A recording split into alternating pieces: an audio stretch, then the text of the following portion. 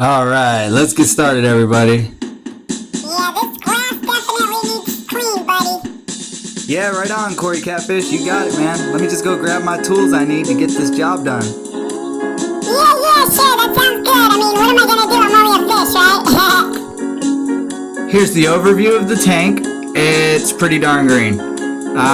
Scrubbing it generally doesn't seem to work out the best for me, so what I do is I just take a razor blade, one of these guys.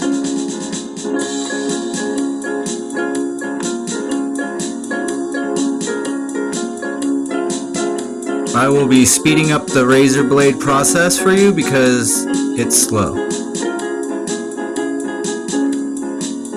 What you're gonna want to do is put it at a slight angle and scrape down slowly.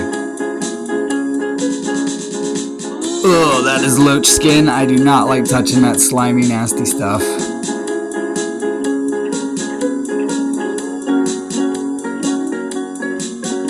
The fish actually love this stuff that I scrape off. They go crazy for it. It's kind of like they're vegetables. Having all these plants in the way sure does make it a bit of a task.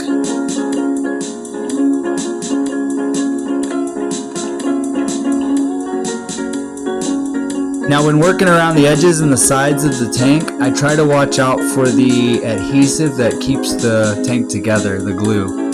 Thought I saw a little smudgy there, but I think that's on the outside, definitely. Voila! You use the happy approach, you get the happy loach. Looks like you also get some happy little baby guppies. Look at that little guy. Hey, what's up, little dude? And let's go take a glance at this Corey Catfish's dance.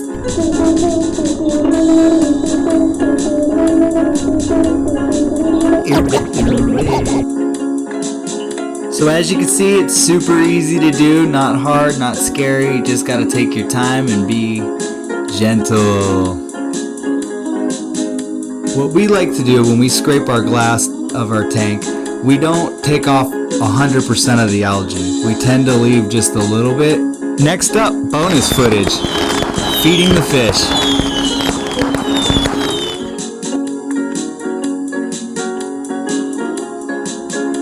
Normally we feed them frozen bloodworms, but today we're gonna feed them some pellets that sink. Here's an overhead view. So sorry for those bright lights. From this angle we can actually check out the little baby guppies a lot better. Really cool. Hey, let us know in the comments how many baby guppies you counted.